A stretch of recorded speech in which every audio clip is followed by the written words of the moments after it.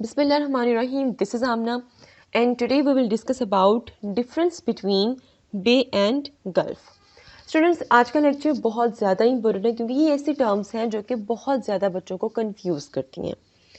और बे and gulf दोनों almost same हैं, लेकिन एक छोटा सा डिफरेंस है दोनों में, जिसकी वजह से बच्चे कंफ्यूज हो जाते हैं और इंशाल्लाह आज वो क्लियर हो जाएगा। So what is the difference between bay and gulf? ठीक है, दोनों को अलग अलग से पहले हम देखते हैं। बे क्या होता है? The movement of water into the land through wide channel.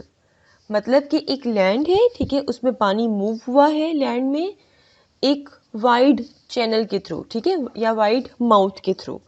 Let me show you this. For example आप फर्ज कर लें कि ये एक ज़मीन है, ठीक है, ये आपकी एक ज़मीन है और यहाँ पे इर्द गिर्द सारा पानी है। अब पानी की लहरें आती रहती हैं, ठीक है, उससे क्या हुआ कि ये जो लैंड थी वो इस तरह से इन्वर्ट हो गई। अब इन्वर्ट हुई तो वाटर की मूवमेंट हुई है कहाँ पर? इनटू द लैंड, ठीक है। अब देखिए ये मूवमेंट किस तरह से हुई है। ये मूवमेंट कुछ इस तरह से हुई है कि यहाँ पर बन रहा है एक वाइड चैनल, ठीक है, मतलब बहुत बड़ा सा, आप समझे कि यहाँ पर एक मुंह नजर आ रहा है आपको, ठीक है, वाइड माउथ भी कह सकते हैं इसको। तो ये जो इनवर्ड ऑफ वाटर है into the land through wide channel, this is your bay, ठीक है। मतलब सारी की सारी लैंड होगी और उसमें, मतलब फर्ज करो कि अगर ये लैंड थी ना, तो जब वाटर की वेव आई है तो लैंड कैसी हो गई है? ऐसी लैंड हो गई है, ठीक है। और ये आपकी क्या बन गई है? ये आपकी एक बे बन गई है क्योंकि इसमें क्या है? वाटर है। Clear?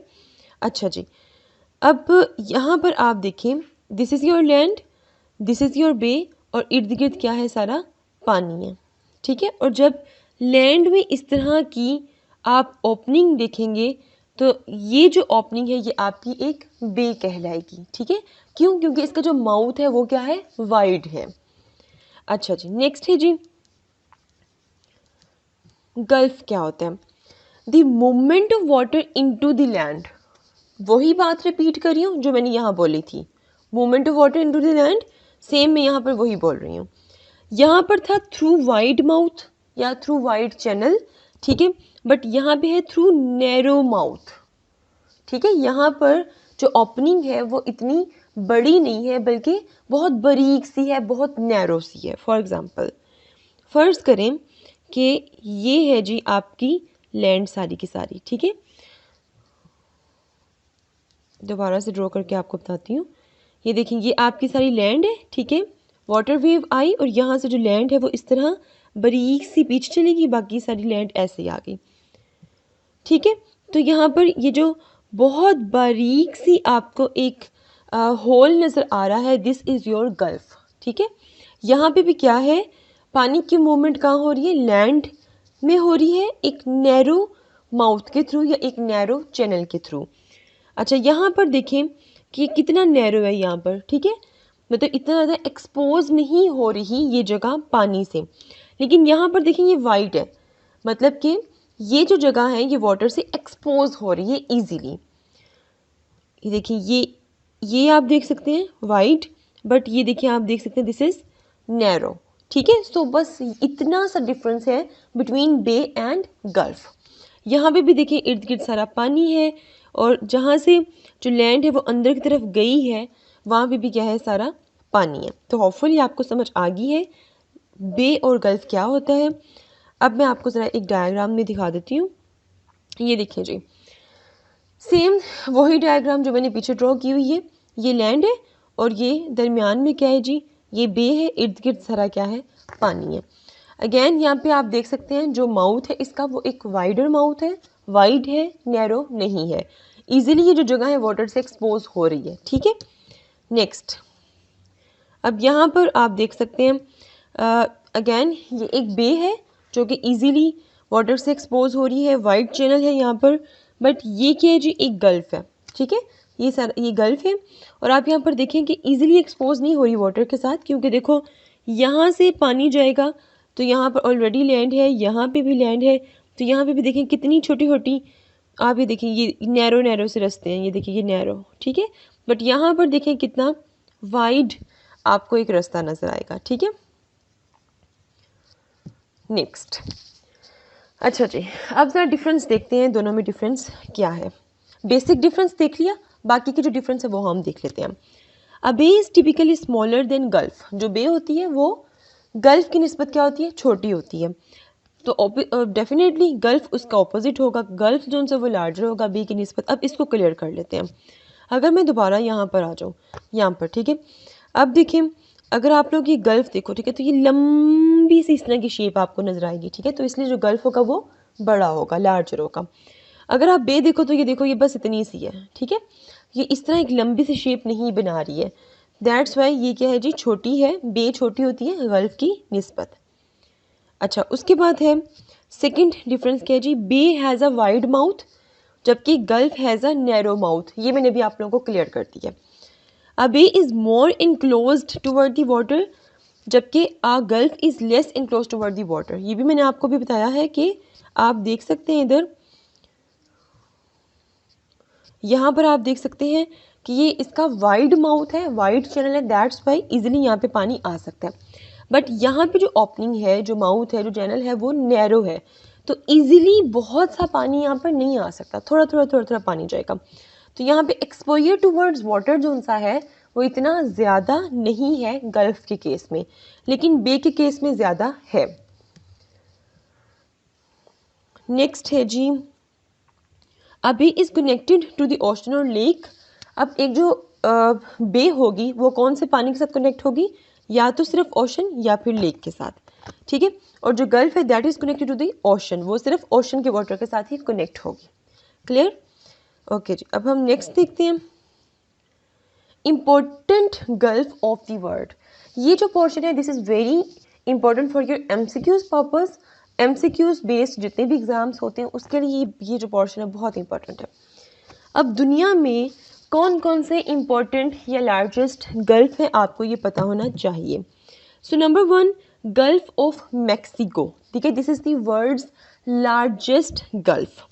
It is bordered by the United States, Mexico, island, nation of Cuba, ठीक है। क्योंकि इसके तीनों साइड पे क्या है जो यूनाइटेड स्टेट है, मैक्सिको है और एक आइलैंड है छोटा सा जिसका नाम है कुबा, ठीक है। कौन सी सबसे लार्जेस्ट गल्फ है दुनिया में, गल्फ ऑफ मैक्सिको, और इसके साइडों पे क्या है वो भी आप लोगों को याद होना चाहिए। इसको हम मैप में देख लेते हैं जल्दी से। अच्छा, ये अब आप लोगों के सामने क्या है जी, गल्फ ऑफ मैक्सिको है, ठीक है। अब देखिए यहाँ पे इजीली वाटर का एक्सपोजर नहीं हो रहा। अगर आप लोग देखो यहाँ पे भी सारी ज़मीन है, नैरो चैनल अगैन, यहाँ पे भी देखो नैरो माउथ है इसका, ठीक है। और अब हम देखते हैं कि इसके इर्द गिर्द कौन कौन से स्टेट्स थे। देखें जी, यहाँ पर मैंने कहा एक आइलैंड है कुबा, मैक्सिको है, और यहाँ पर क्या है जी, ये सारा यूनाइटेड स्टेट्स है, ठीक है। तो गल्फ ऑफ मैक्सिको इर्द गिर्द क्या है, कुबा, मैक्सिको एंड यूएसए, इसको याद रखिएगा। This is the world's largest gulf.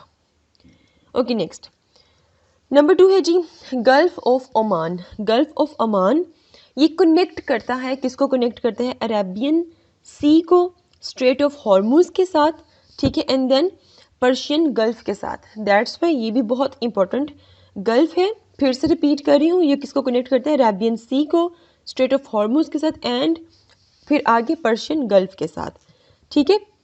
फिर उसके बाद है जी, the gulf borders Pakistan and Iran और नॉर्थ साइड पे क्या है, इसके पाकिस्तान ईरान है, और साउथ साइड पे ओमान है, और यूनाइटेड अरब एमिरेट्स जो है वो इसकी वेस्ट साइड पे है।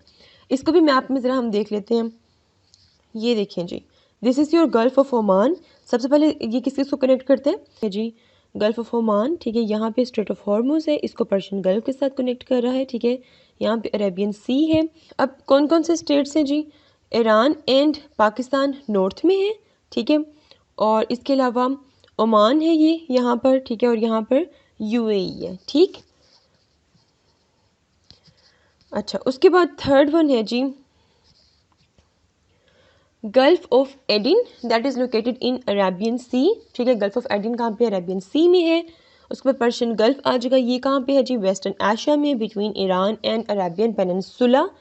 This is the extension of Indian ocean, ठीक है। और ये जो पर्शियन गल्फ है ये बेसिकली इंडियन ओशन की एक एक्सटेंशन है, ठीक है। इनको भी हम ज़रा देख लेते हैं। ये आपका गल्फ ऑफ एडन है, ठीक है, और ये अरेबियन सी की क्या है जी, एक एक्सटेंशन है, ठीक है। अच्छा, उसके बाद है जी यहाँ पर आपकी आ जाएगी पर्शियन गल्फ, ठीक है। आप लोग देख सकते हैं कितने नैरो यहाँ पे इसका चैनल है, ये देखिए नैरो, ये इस तरह का स्ट्रक्चर नहीं बन रहा, ठीक है। अगर आप लोग गौर करो तो ये स्ट्रक्चर इस तरह का ही बन रहा है, ठीक है। ये इर्द गिर्द आपको सारी की सारी लैंड नज़र आ जाएगी। अच्छा, ये मैप मैं आप लोगों को इसलिए दिखाती हूँ क्योंकि आप लोगों ने याद करने होते हैं। मैप के बगैर आपको नहीं समझ आनी ना किसी गल्फ की और ना ही किसी और चीज़ की। तो मैप याद किया करें, आप लोगों को पता होना चाहिए कि इर्द गिर्द क्या है, ठीक है। अच्छा जी, अब ये भी देखें आप लोग, यहाँ पे जी गल्फ ऑफ ओमान है ये सारा, और ये यहाँ पे पर्शियन गल्फ है, ठीक है। ये भी मैप आप याद कर लीजिएगा। ये सारे इर्द गिर्द जो स्टेट्स हैं वो भी यहाँ पर लिखे हुए हैं। Now, important base in the world, दुनिया में कौन कौन सी इम्पोर्टेंट बेस है। बे ऑफ बंगाल, ठीक है, ये दुनिया की लार्जेस्ट बे है एरिया के according. It is located in the north eastern part of the Indian ocean के नॉर्थ ईस्टर्न पार्ट पर ये पाई जाएगी। दुनिया की सेकेंड लार्जेस्ट बे जो सी है वो है हुडसन बे, और तीसरी जो लार्जेस्ट है वो है जी सिसैक पीक, ठीक है। ये है जी, it hold about 15 trillion gallon of water, इसमें 15 ट्रिलियन गैलन ऑफ वाटर है, और ये दुनिया की थर्ड लार्जेस्ट बे है, ठीक है।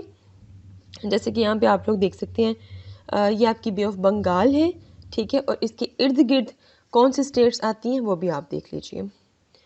देन अगेन यहाँ पे बे ऑफ बंगाल, ठीक है, और यहाँ पे बहुत डिटेल में बताया हुआ है कौन कौन सी स्टेट्स हैं। यहाँ पे नीचे इंडियन ओशन आ गया, ठीक है, बाकी ये नेपाल, इंडिया एक्सेट्रा ये आप देख लीजिएगा। So this is all about difference between bay and gulf, and as well as जितनी भी इंपॉर्टेंट बेस थी, जितनी भी इंपॉर्टेंट गल्फ थे, वो मैंने आप लोगों को क्लियर कर दिया। If you have any question, do write your questions in comment section below and hit the like and subscribe button if you haven't yet. मिलते हैं जी नेक्स्ट हॉट इशू के साथ। Until then मुझे अपनी दुआ में याद रखिएगा। Stay tuned and अल्लाह हाफिज़।